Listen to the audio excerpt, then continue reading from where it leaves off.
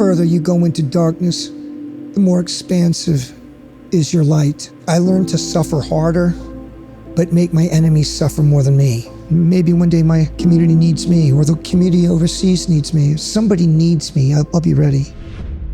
Welcome back to Mulligan Brothers. Today's video, as always, was sponsored by Huel. I'm drinking Huel Black Edition, which has 26 vitamins and minerals, 35 grams of protein and slow release carbs to make sure that I can stay satiated and proteined up whilst I make these documentaries. If you want to find out more about these, go to the link in the description. I'll talk about them a little bit later on in the video. When you got to the point where you decided to go into the military, what was that experience like? And how did you go from wanting to, help these orphans in this situation to going into snipers and all these specialist things? What was the sort of allure from that? Wow. Well, you know what? Without Chunman Sit and the Eastern philosophy and Zen Buddhism supporting and buttressing my life, the Marine Corps is like, if there's yin and yang, it's the yang. It is the extreme masculine, it's the extreme power, it's the extreme aggression. I did not have Chunman sit there. I learned to suffer harder, but make my enemies suffer more than me. We are conditioned to aggress because, believe it or not, it's the safest thing to do. I know it's counterintuitive, but to aggress through an enemy ambush is safer, and you might just live. By fighting, if you have to, biting their throats out and stabbing and chopping them to death with your e-tools, or close quarter butt stroking them and smashing their heads open with the butt of your rifle. That may be the safest and the most humane thing you can do because maybe a few of you will live. When you say that, it sounds like you've experienced that. Oh yes. I was ambushed close quarter, and we chopped our way through them. And not a hesitation. And thank God, or else, not me, what if one of my men died? Do you know that my men that have died, because, after a while our platoon breaks up and then the senior guys go and create other teams and platoons, and my brothers that I fought with in Afghanistan and Pakistan and Iraq, and later they're going back. Now think about this freaking shame. Now I'm in movies and TV, and they're still fucking going head to head with Taliban, and they're getting sold out. And getting shot in the back of the head by Afghan army. Brother losing both of his arms in an RPG attack. Brother Caruso getting shot through. The enemy knew now that we're so good at close quarter battle and we're so freaking aggressive, we're going to make it through and we're going to get you. So they just would put up a false wall and stay there and just spray at everybody coming through until eventually they're hit and they killed my buddy. So I've never been to First Sergeant Smith's funeral. I never went to a single funeral, brother. First of all, I was fighting all those freaking years.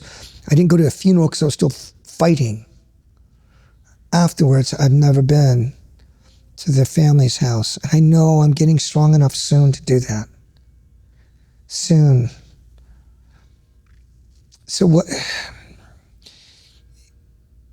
It's bigger than what people can explain, this real world. I believe I've been in the real world. I mean, you have been completely on the underbelly of it. Yeah, under it all. Under it all. I mean, all this nice electricity, and notice there's no garbage in the streets here.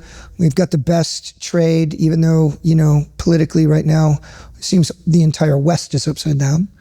But we still have, look at what we have.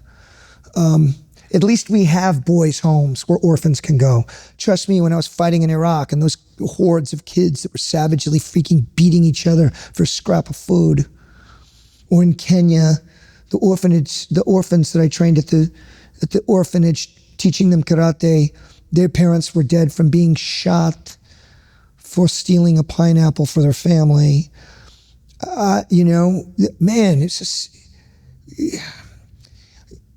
what a savage real world it is out there, and I never take it for granted. And maybe that's why we talk, and why I keep my weapon skills and keep my body skills, keep my martial skills, keep my mind strong, is because I know that's the real world, and maybe I may be called to act again one day. And it's my duty to be ready. And it's not from a space of violence. I'm not thinking of this as a badass.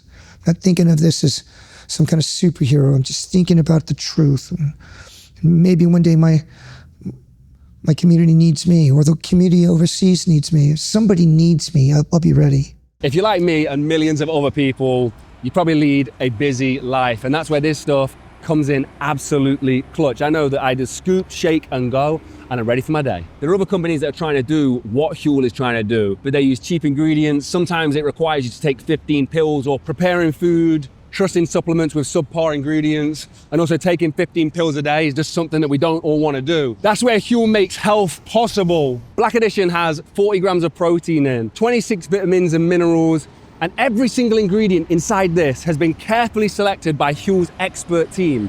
So you know you're getting the good stuff. Don't just take my word for it. Millions of other people around the world are now using Huel as part of their daily routine. People like Idris Elba, Stephen Bartlett from the Diary of a CEO, Hardest Geezer, the man who ran the entire length of Africa, was using this stuff. If you want to join the movement, go to the link down below where you can get a free t-shirt, a free shaker, and also if you subscribe to Huel, you can get 10% off every single order.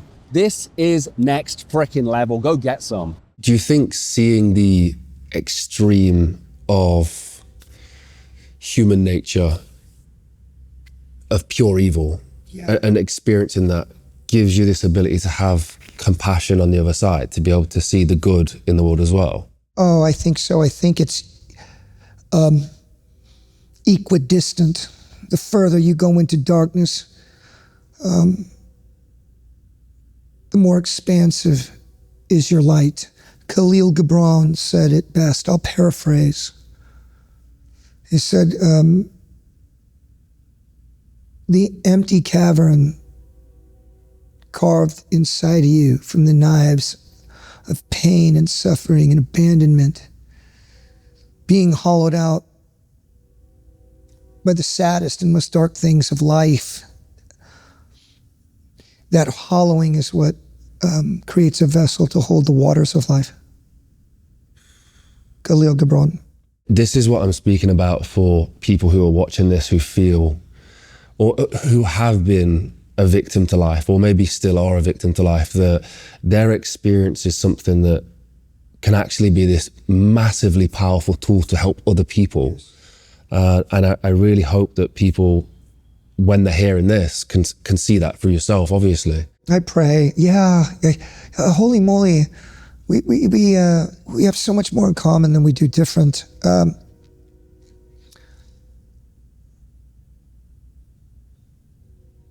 I've been a part, I've witnessed things that human beings do to each other that most people can't imagine. And I've also had to turn off my heart and my compassion in the midst of things too.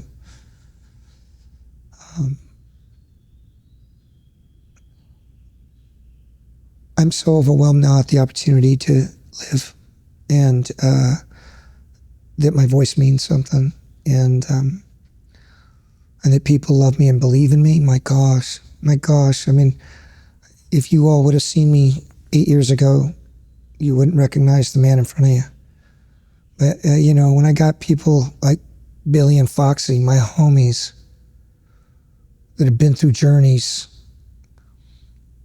and Chris, Q, we all counting on each other, sometimes against the most punishing of hours and tasks and dangerous, risky maneuvers that we do to put food on our table, and that these recruits, their lives are in our hands and they trust us.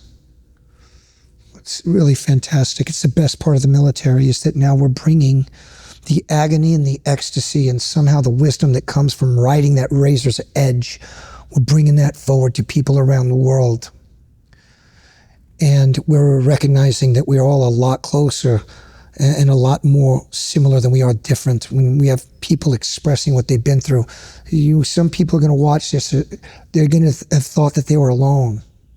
They were going to thought they were alone in abandonment, alone in shame, alone in abuse, alone in fear, alone in what happens when I have to when I have to reform myself? And is there anything there? Or is it all lost? Am I lost now because I am not what I was before?